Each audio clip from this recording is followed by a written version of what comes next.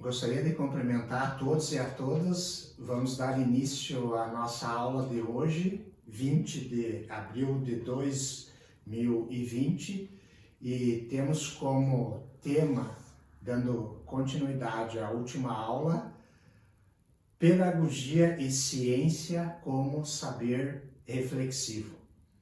Bom, nós podemos começar nos perguntando, como de costume, o significado desses conceitos para fazer uma problematização inicial e, na sequência, procurarmos, como fio condutor da nossa aula, tratar dessas questões iniciais.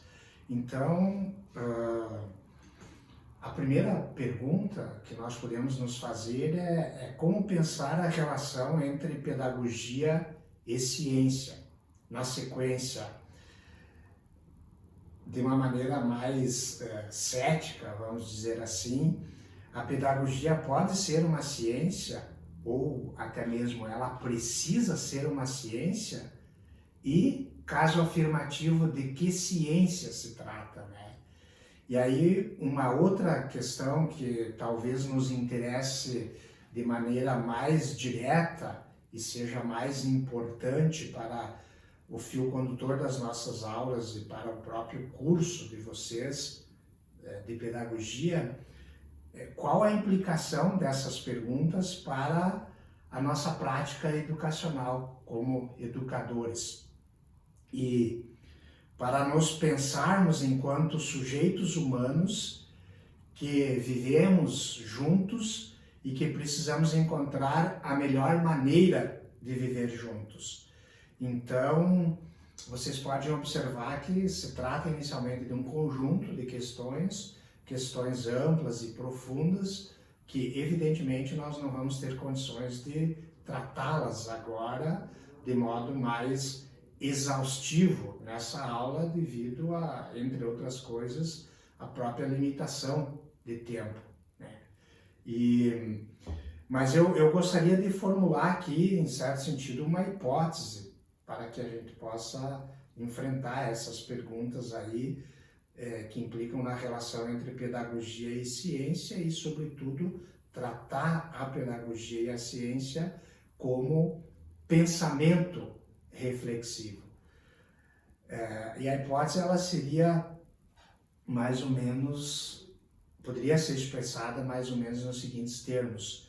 Quando a questão é colocada assim, ou seja, referida à convivência humana entre os educadores, entre o adulto e a criança, entre o professor e o aluno, então a pedagogia e ciência, educação e ciência precisam da filosofia.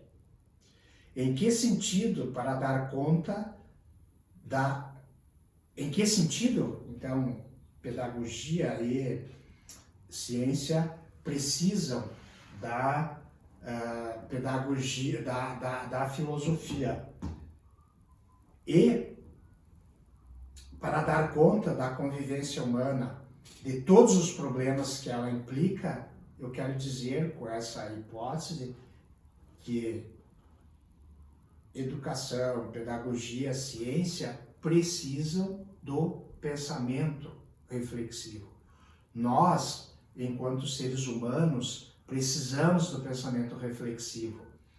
E, enquanto educadores, talvez precisamos ainda mais do pensamento reflexivo. E aí, como síntese dessa hipótese, nós poderíamos dizer, então, que pedagogia, ciência e filosofia, como grandes expressões culturais humanas, elas possuem um ponto de encontro, né, de cruzamento entre si. Pedagogia, ciência e filosofia encontram-se nessa ideia da reflexão, encontram-se nessa ideia da capacidade reflexiva humana. E é então um pouco esse aspecto de capacidade humana de reflexão, de pensamento reflexivo, que eu gostaria de tratar na aula de hoje, né? E o meu ponto seria aí, principalmente, então, procurar expor de uma maneira didática e com calma, em que sentido essas três grandes expressões culturais humanas, pedagogia, ciência e filosofia, são reflexivas. E no tempo que eu tenho à disposição, eu vou fazer aqui vou precisar fazer um recorte aqui, e claro, né, que não vou poder tratar como se poderia tratar amplamente da pedagogia, amplamente da ciência, amplamente da filosofia. Isso seria impossível. E mesmo eu não teria condições de fazer isso agora nesse espaço.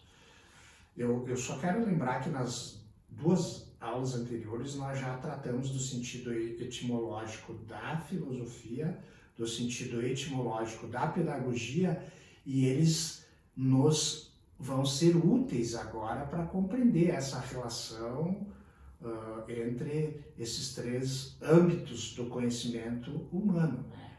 Poderíamos agregar inicialmente, no que diz respeito à ciência, que, sobretudo a partir da modernidade, ela se convencionou a se chamar como um conhecimento metódico, teórico, metodológico. Então, a rigor, se nós formos falar de ciência, nós sempre precisamos levar em consideração que ela é constituída por teoria ou teorias e por métodos. Eu não vou tratar diretamente disso, não é objeto dessa aula tratar especificamente desses aspectos teórico-metodológicos da ciência. Eu vou me reportar a eles quando for necessário dentro do fio condutor que eu vou adotar para tratar dessa relação. E o meu recorte aqui ele vai se dar a partir de um pensador americano chamado John Dewey, né?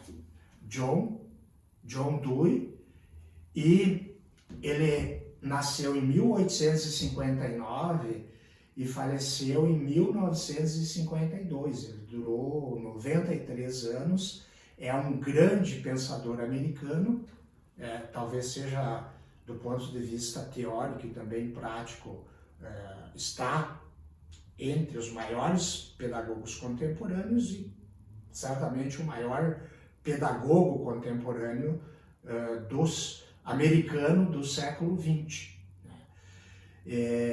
E o Dewey está entre os clássicos, e entre aqueles clássicos que quem estuda pedagogia já desde a graduação precisa ter um ingresso, precisa ler algumas coisas e pelo menos uma das obras do John Dewey, né? Essa relação nossa de estudantes de pedagogia, de professores de pedagogia, de investigadores do campo pedagógico com os clássicos é indispensável. Nós precisamos ler e estudar os clássicos estrangeiros e também os clássicos brasileiros. Nós temos, não só fora do Brasil, mas no Brasil, os clássicos, né? E a importância de ler os clássicos, ela é fundamental porque o próprio Newton, lá na modernidade, dentro do campo científico e especificamente físico, né, embora Newton tenha sido um grande pensador que extrapolou a física, ele já formulou uma expressão que ficou famosa, que quando nós estamos sentados no ombro de um gigante, nós enxergamos mais longe. E essa metáfora ela é muito importante, porque o gigante ao qual Newton se referia era o clássico, os gigantes são os grandes clássicos, né? Então, quando nós estivermos amparados na trajetória intelectual, conceitual dos grandes pensadores, é óbvio que nós vamos ter condições de enxergar o mundo de forma diferente e de nos vermos a nós mesmos, enquanto estudiosos dos clássicos, de maneira diferente.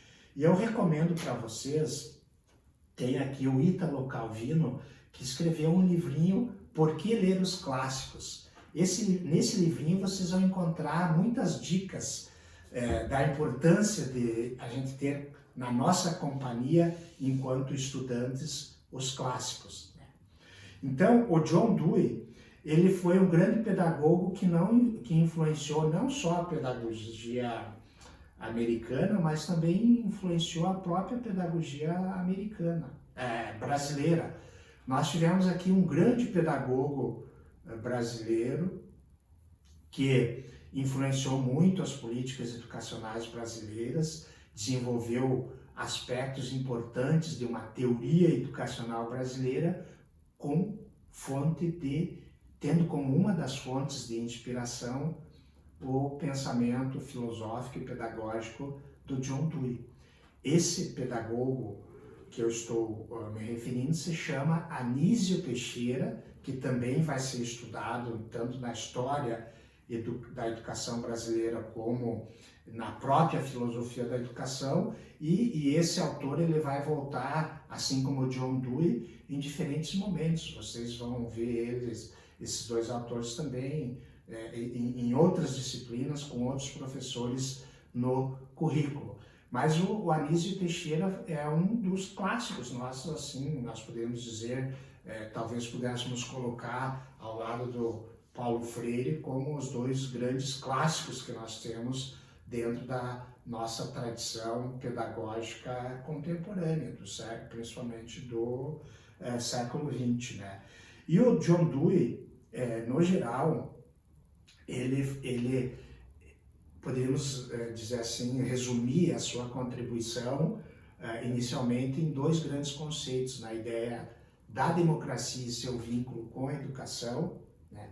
E aí aparecem conceitos que são muito importantes, que nós precisamos estudar isso, investigar melhor isso no decorrer dos nossos estudos, tanto no curso de pedagogia como na sequência, na nossa vida profissional, que é a ideia da democracia, então, como forma de vida, como participação, como diálogo e, sobretudo, como pensamento crítico, né? E um segundo conceito, que é o conceito de infância. Infância vinculado à escola. Talvez John Dewey tenha sido o maior teórico, espero não estar exagerando aqui, o maior teórico da infância e da escola, juntamente com Piaget, do século XX. Então é muito importante, principalmente quem se ocupa e vai se ocupar com a educação infantil, com questões relacionadas ao mundo da criança e a sua experiência formativa dentro da escola, que leia o pensamento de John Dewey sobre a infância e sobre a escola. Eu tenho dois orientandos aqui no programa de pós-graduação em educação da Universidade de Passo Fundo, aqui na casa, na FAED, que vão tratar uma professora que trabalha na escola, que vai tratar sobre infância e escola em John Dewey, e outro professor que também, inclusive, é do estado vizinho, que vem de Santa Catarina, que vai tratar, né, da teoria do espaço público em John Dewey e sua relação com a escola, como o Ivan, né, que vem de Chapecó e que trabalha na escola e que vai tratar dessa questão, e a Ana Lúcia, que é nossa colega aqui na Escola Municipal de Passo Fundo, que vai investigar essa questão, e talvez mais adiante, ou no segundo semestre, a gente possa conversar com eles em relação a isso, ou pelo menos eles possam nos dar um depoimento sobre isso, né? Mas eu não vou tratar na aula de hoje do John Dewey sobre a questão de democracia e sua relação com a educação, e nem especificamente da infância, e nós poderíamos fazer um curso só sobre essa questão da relação entre democracia e educação, ou da questão da relação entre infância, escola, criança e escola, né? mas não é por esse caminho que a minha aula de hoje vai, e sim, como eu anunciei no início, eu vou tratar da questão do pensamento reflexivo. E a primeira pergunta é saber o que o Dewey disse sobre pensamento reflexivo, qual é a sua ideia de pensamento reflexivo e em que sentido isso pode nos ajudar a pensar a relação com a pedagogia, com a ciência e com a filosofia. Ou, dito de uma forma mais precisa, formulando a nossa pergunta de uma maneira mais precisa. Em que sentido a noção de pensamento reflexivo desenvolvida por John Dewey nos ajuda a pensar essa imbricação entre essas três grandes expressões culturais humanas: pedagogia, ciência e filosofia. E eu vou fazer aqui, então, para tratar dessa questão, de um segundo recorte. Não vou poder tratar isso na obra de John Dewey num sentido mais amplo. E o meu recorte vai ser dar numa obra específica que John Dewey escreveu e publicou no início do século XX, por volta de 1908, 1909, nesse período, a primeira edição da publicação, que se chama essa obra Como Pensamos. Essa é uma das obras mais importantes de John Dewey, principalmente para tratarmos da sua teoria educacional e compreendermos como aparece ali tanto a ciência como a filosofia na sua ideia de educação. Sobre essa perspectiva, talvez essa obra, Como Pensamos, ela seja até mais importante do que Democracia e Educação. Essa é a obra clássica do John Dewey, Democracia e Educação, que ele publicou em 1916, como sabemos. Mas a obra para pensar especificamente em relações de ensino e aprendizagem, como aprendemos, como a criança aprende e como é importante aprender, como a criança aprende para poder educá-la da melhor forma possível, essa obra, Como Pensamos, talvez seja mais importante. E essa obra do John Dewey, esse livro de John Dewey, que ele publicou aí em 1908, 1909, depois ele retoma na década de 30, 1930, 1932, ele retoma e praticamente reelabora essa obra novamente. Ela está estruturada em três grandes partes, dividida em 19 capítulos.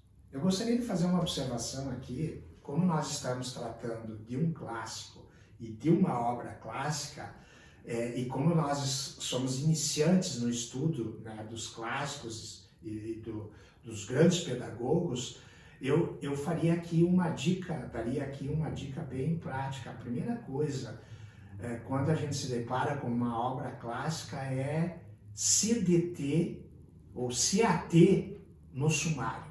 A primeira análise que nós precisamos fazer é do sumário. Inclusive, depois de ter lido o título e antes de ir para a introdução, percorrer com calma, minuciosamente, o sumário da obra que nós vamos estudar, que a gente vai ler. E é interessante, no caso aqui específico dessa obra do John Dewey, Como Pensamos, ao percorrer o sumário, então, nós vamos constatar a estruturação, a subdivisão que ele oferece para essa obra e que já nos dá, em certo sentido, um bom indicativo do percurso investigativo que acompanhou a sua escrita ao longo da obra, porque o índice, o sumário, de modo geral, é a última coisa que nós fazemos. Primeiro a gente escreve e depois estrutura, volta atrás e organiza o sumário. Então, essas três grandes partes, elas são organizadas da seguinte forma. A primeira parte se intitula O Problema de Ensinar a Pensar. E ela é dividida aqui, a primeira parte, em 4 capítulos. Então, a primeira parte, o problema é ensinar a pensar, 4 capítulos. A segunda parte são considerações lógicas, que tem 9 capítulos. E a última parte, que intitulada, ou está intitulada, Educação do Pensamento, tem 6 capítulos. Então, vocês podem observar que são 3 grandes partes, distribuídas em 19 capítulos. É uma pesquisa de fôlego, que certamente o John Dewey levou anos para escrever ela, já na sua primeira versão, e depois demorou tempo para reescrevê-la na sua segunda versão, 20 e poucos anos depois. Isso mostra, então, gente, colegas, alunos e alunas, o quanto de esforço intelectual demanda uma pesquisa de fundo, mesmo para um intelectual da envergadura do John Dewey. Nós temos aqui uma primeira aprendizagem, que a tarefa intelectual, ela é exigente, ela exige sempre escrever, reescrever, exige ler e reler o que nós fazemos, né? E nada nasce de uma hora para outra como se fosse um estalo e nós colocamos tudo no papel e está pronto.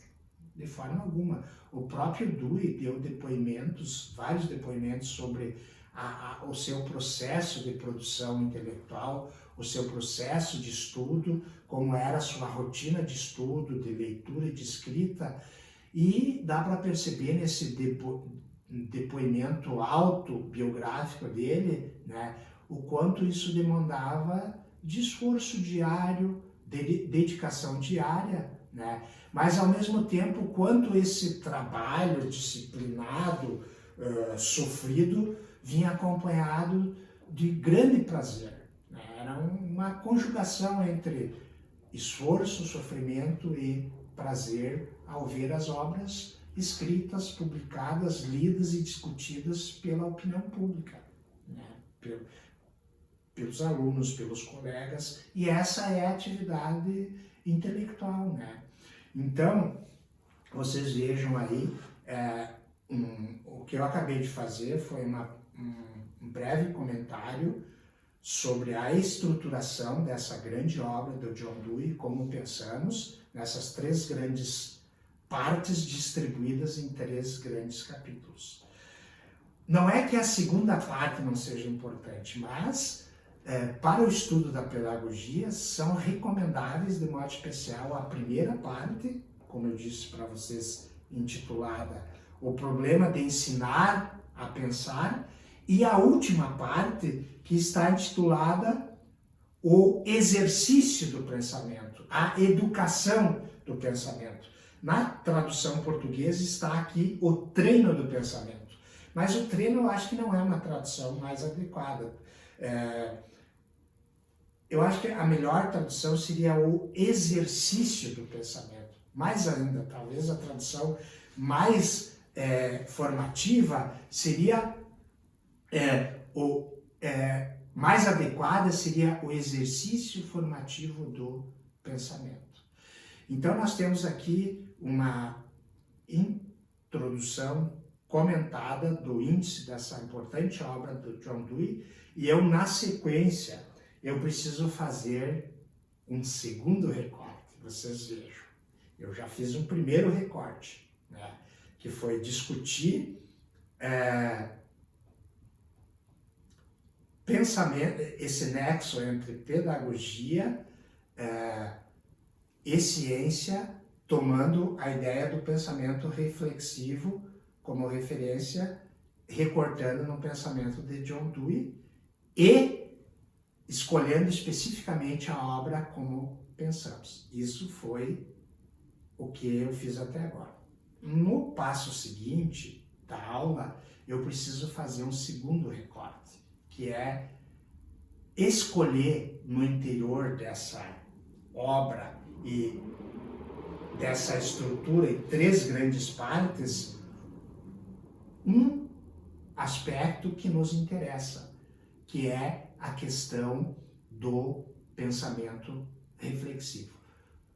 Muito embora o pensamento reflexivo percorra todas as etapas, todas essas 3 grandes partes da obra, para o que nos interessa, vamos ficar na primeira parte, e nem toda a primeira parte, porque vocês veem aí, né, como eu disse antes, a primeira parte, ela é organizada em 4 capítulos, e eu não vou poder, obviamente, fazer um comentário detalhado dos 4 capítulos, mas eu vou fazer aqui, e vou apresentar para vocês, uma paráfrase dos 4 capítulos.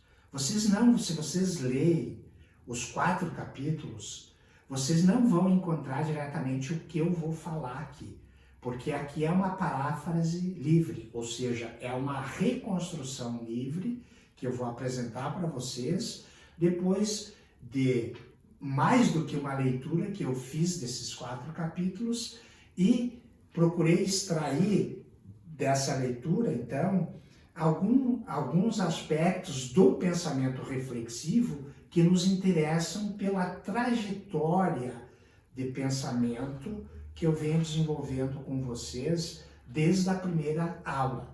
Então, é isso que eu estou chamando de paráfrase, que é escolher do texto do Dewey, nessa primeira parte dos 4 capítulos, aquilo que nos interessa, ou aquilo que na minha perspectiva, eu acho mais importante para apresentar para vocês. Então vejam bem, paráfrase, o que é uma paráfrase?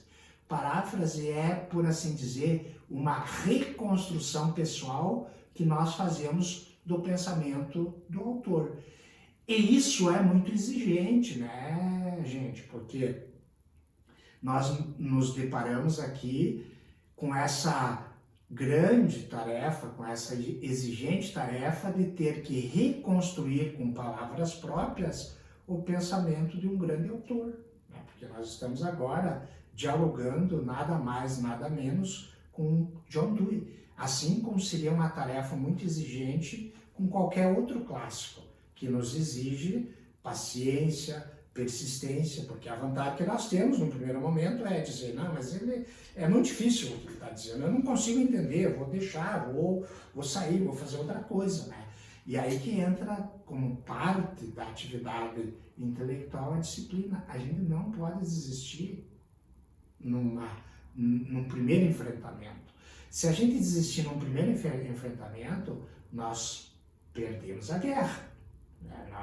O soldado que corre no primeiro susto, ele abandona a guerra. E não há desonra maior do que abandonar a guerra, né?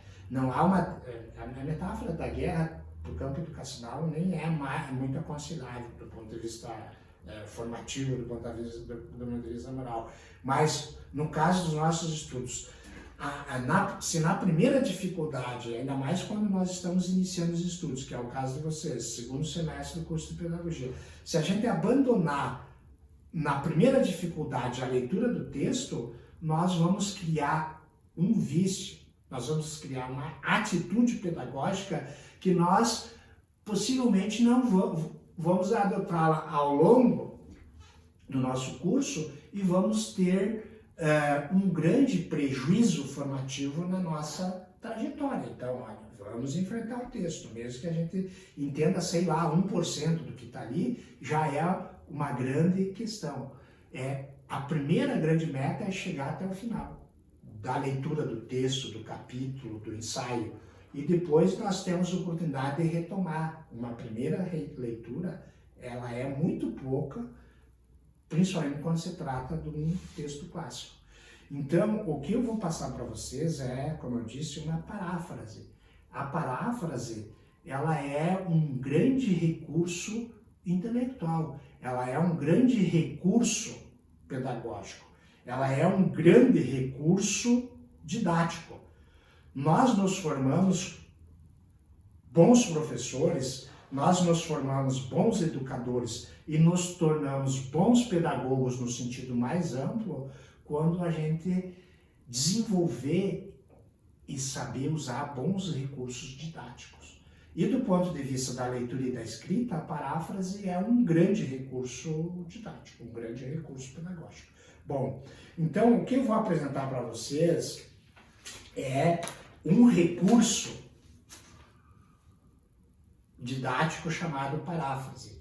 As minhas impressões, uma reconstrução livre dos 4 primeiros capítulos desse livro do John Dewey, Como Pensamos. E vou fazer isso tratando dessa questão. O que seria pensamento reflexivo para John Dewey, principalmente, né, alicerçado nessa pergunta inicial que ele coloca: o problema de ensinar a pensar. Para Dewey, a questão para Dewey, e que é a nossa questão, que continua sendo a questão, embora o Dewey escreveu esse livro há mais de um século e reescreveu ele há 90 anos atrás, nós poderíamos dizer, o problema que ele coloca no início, nessa primeira parte, continua sendo o nosso problema, né? Que é como nós ensinamos a pensar, como nós aprendemos a pensar. E vocês vejam a importância capital dessa pergunta quando nós trazemos ela para a infância, quando nós trazemos ela para a educação das crianças, né? É a pergunta que vocês terão uma disciplina na sequência, né, que de modo geral é tratado pelas professoras Adriana Braganholo e a professora Rosana Farenzena, que é sobre educação infantil. Uma pergunta capital que elas vão tratar com outras perspectivas também com vocês, né, como ensinar a pensar. E no universo da educação infantil, isso se traduz nessa pergunta que não só Dewey, mas todos os grandes educadores, os grandes pedagogos, como o próprio Jean Piaget, antes referido, se ocuparam: como a criança aprende.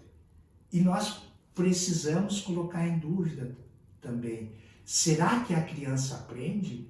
E também não só a criança, como o ser humano aprende, como o professor aprende. Será que o professor aprende? Será que o professor está disposto a aprender? E mais ainda, talvez colocar a pergunta com uma radicalidade maior, né? O quanto o professor está disposto a aprender para melhor ensinar. E se ele não está disposto a aprender, será que ele consegue ensinar adequadamente? Então, vocês vejam, nessa primeira parte da obra do John Dewey, ele está preocupado com esse problema, que é um problema de natureza, vamos dizer assim, cognitivo, de natureza epistemológica, como aprendemos, né? Mas que não se esgota só numa questão cognitiva, né? Porque a criança, principalmente, né? E isso já mostrou o próprio Rousseau lá no início da modernidade, que é um outro grande educador, um grande pedagogo, que desenvolveu talvez uma das maiores teorias educacionais, esboçou um dos maiores tratados educacionais chamado Emílio. Ele já tinha claro isso, quando nós tratamos da criança e quando nós fizemos essa pergunta, se é possível ensinar a pensar para a criança e em que termos, né? O Rousseau já tinha claro, assim como vão ter Piaget e John Dewey no século XX, essa questão de que a criança não, no início, o forte da aprendizagem da criança não é um aprendizado conceitual. Ela aprende muito mais no início pela experiência sensório-motora. Ela aprende muito mais no seu início, né, pelo uso dos sentidos que ela faz, e daí por isso, tanto ou sou como esses autores contemporâneos, eles vão focar na questão do jogo e da brincadeira. Mas isso já é um outro aspecto, né, que nós não vamos poder tratar aqui. Eu quero retomar a questão, então, de como nessa primeira parte da obra do Dewey, dessa obra Como Pensamos, ele trata o ensinar a pensar como um problema. E por que esse ensinar a pensar é um problema para Dewey? E na minha paráfrase, desses 4 capítulos, onde aparece inicialmente essa pergunta, eu quero desdobrá-la ou percorrer essa pergunta, por que o ensinar a pensar é um problema, em 5 etapas. Na minha paráfrase, na minha leitura do texto, nós podemos extrair 5 etapas que são importantes para problematizar essa questão, ensinar a pensar. Ensinar a pensar envolve um grande problema, segundo John Dewey, talvez seja o problema mais importante do ser humano, principalmente na sua fase inicial, mas que vai ter uma repercussão decisiva ao longo da vida do ser humano e que vai estar implicada com outras questões de natureza ética, de natureza estética e de natureza política. Porque se for bem iniciado o processo de pensamento inicial da criança, se for adequadamente compreendido pelo adulto educador, esse problema inicial, a criança vai poder, no seu desenvolvimento cognitivo, moral, estético e político posterior, ter um processo de socialização mais abrangente, mais adequado e o que na linguagem pedagógica moderna se chama mais autônomo e independente possível. E um ser humano autônomo é um ser humano que não se deixa levar, né, simplesmente pela linguagem dos outros. É um ser humano que tem condições de pensar por conta própria. Então vocês vejam o alcance disso. Por que que ensinar a pensar é decisivo e por que que ele tem que ser tratado como um problema e não como uma questão já resolvida. É a grande tarefa da pedagogia, é a grande tarefa, né, de um curso de pedagogia que tem como meta, né, um dos focos a educação infantil, embora não seja só a educação infantil, mas eu diria assim, é uma das tarefas da pedagogia compreendida amplamente, né, como um processo de formação humana, como um processo que problematiza o vínculo do ser humano com o mundo e do ser humano com os outros sob as mais diferentes perspectivas. Então, sobre as 5 etapas, eu vou anunciá-las agora e elas serão objetos de discussão nas aulas seguintes. Nós vamos combinar, eu vou combinar com vocês depois pelo WhatsApp, pelo nosso grupo do WhatsApp, né, como é que nós vamos dar continuidade. E agora eu vou então anunciar essas 5 etapas e fazer um breve resumo no final do percurso que nós desenvolvemos na aula de hoje. As 5 etapas, e vocês poderão depois retomar a videoaula né, acompanhar com mais calma, mas as 5 etapas, né, que estão na primeira parte do livro, nos 4 capítulos da primeira parte do livro do John Dewey, intitulado Como Pensamos, podem ser resumidas, ou eu as resumi da seguinte forma. A primeira etapa diz respeito à exposição ou relato de nossas crenças. Primeira etapa. Ou da nossa concepção de mundo. E isso tem a ver com um princípio pedagógico decisivo da teoria educacional de John Dewey, que não é só dele, é de outros autores, que é o ponto de partida da educação, do processo formativo, e sobretudo quando se relaciona com crianças, adolescentes e jovens, o ponto de partida é a experiência de mundo do educando. E isso tem a ver com a primeira etapa. A segunda etapa é a suspensão de nossas crenças. E aí é o movimento de dúvida e de incerteza. É a capacidade pedagógica, sobretudo do educador adulto, de problematizar e colocar em questão as crenças suas e do educando. E aí nós poderíamos fazer um vínculo, quando retomar isso, tem um vínculo direto isso com aquele sentido etimológico originário da filosofia, que é a questão do papel do assombro e da perplexidade. Então, segunda etapa, suspensão de nossas crenças. Terceira etapa é apropriação crítica das teorias e ideologias que sustentam as nossas crenças. Então, é a pergunta pelas razões, por que pensamos assim, de onde vieram nossas ideias, quem nos ensinaram e como nos ensinaram, né?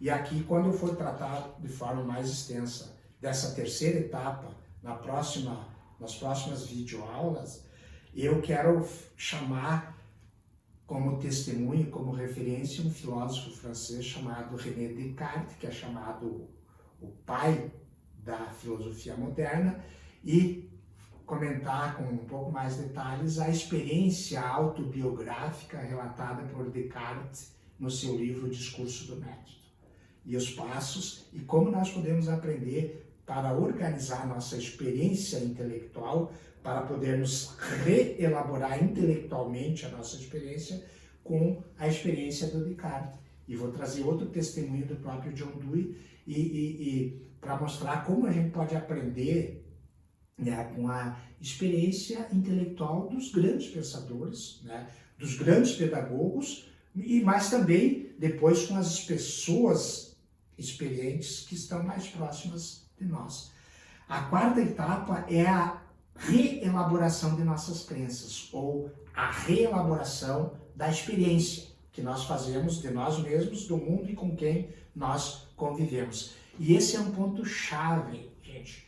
Para Dewey não há educação adequada se não for capaz de provocar essa reelaboração intelectual da experiência. E aí entra um aspecto, e vou me ater a essa quarta etapa, talvez eu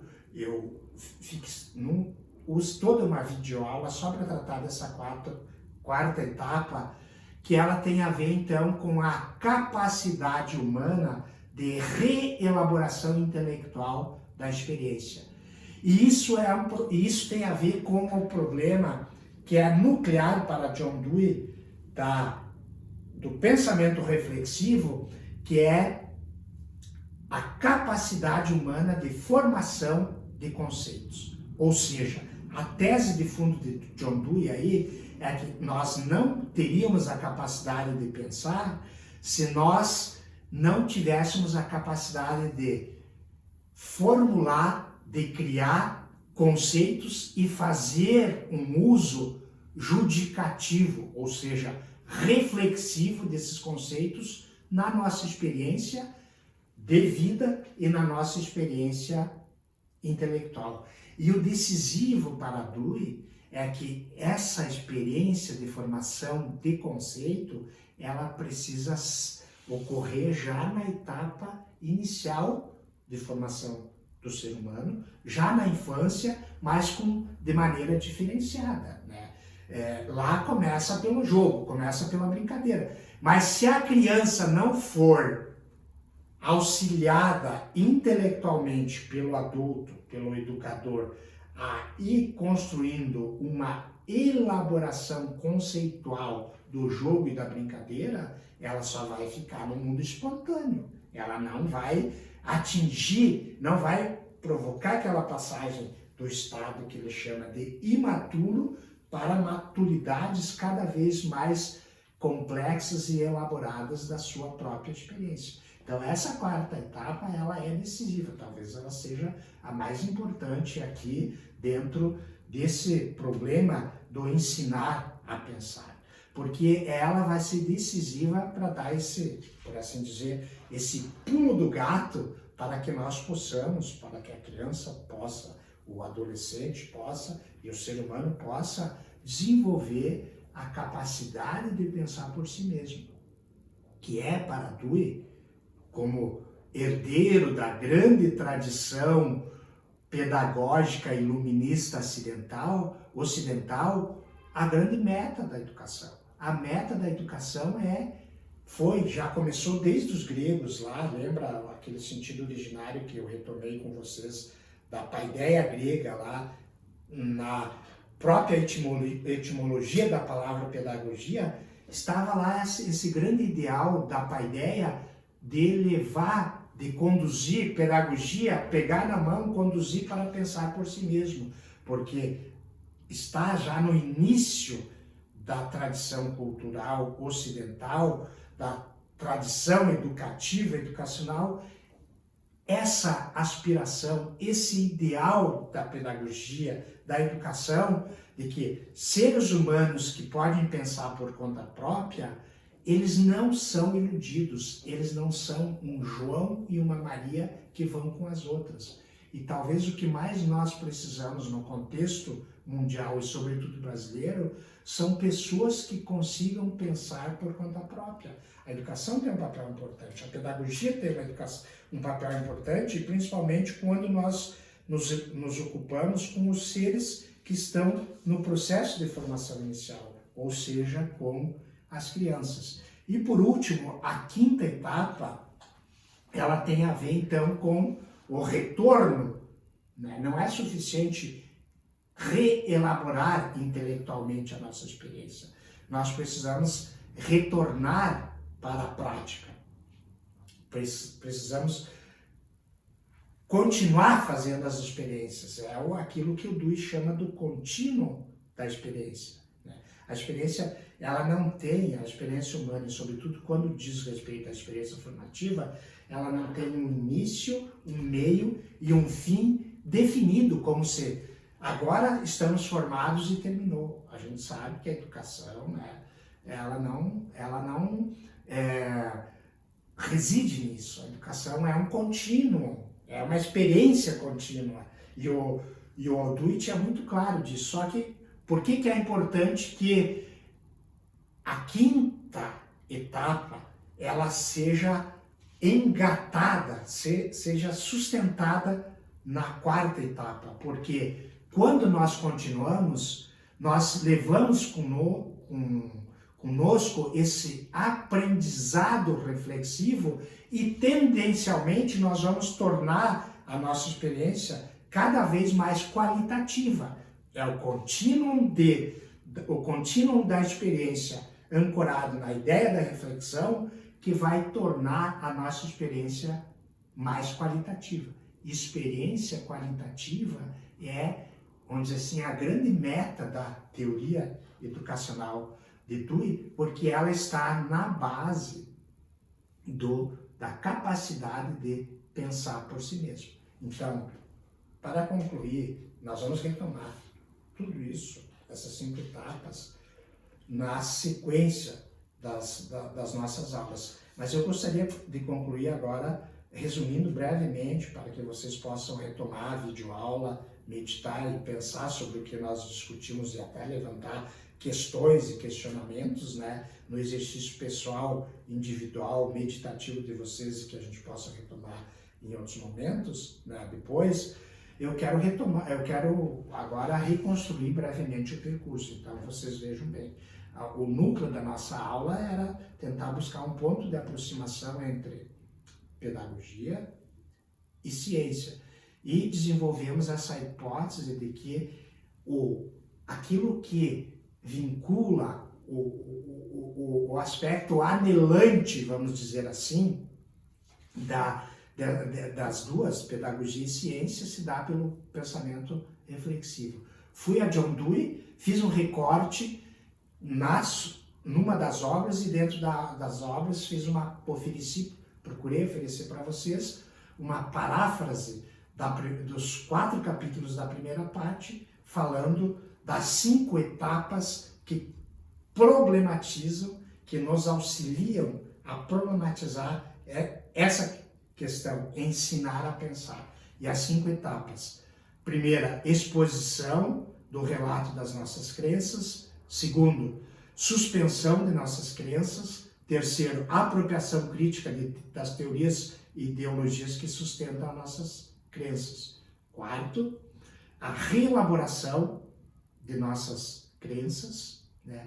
E o quinto é o retorno novamente para o ponto de partida. Então nós temos aqui um processo espiral, né, que nunca se esgota, né, mas que em cada círculo que depois se abre de novo, em cada círculo nós conquistamos sempre algo, nós, por assim dizer, se a gente quiser usar o próprio conceito, um dos conceitos técnicos da teoria educacional de John Dewey, em cada círculo que se fecha, que depois continua, em cada círculo que se fecha, nós amadurecemos. Então a educação, entendido como um processo reflexivo, como um pensamento reflexivo constante, que sempre parte da experiência, ele não é uma mera repetição. O conceito de hábito de Dewey não é uma rotina, é uma mera repetição, porque hábito é hábito de pensar, e cada vez que nós pensamos, nós temos a possibilidade de retomar e reelaborar, projetando para frente a nossa própria experiência, né? Então, essas 5 etapas que eu reconstruí, fiz a paráfrase, nós vamos retomar com calma nas próximas aulas, né? Como eu disse, eu vou combinar depois com calma com vocês no WhatsApp, né? E vai ser objeto, então, da continuidade da nossa reflexão. O que eu tentei de fazer com vocês aqui foi um pequeno exercício de reconstrução de um pequeno texto, de algumas passagens de um grande livro chamado Como Pensamos, de um grande pensador, John Dewey, né? Para também tentar convencer vocês de que o curso de vocês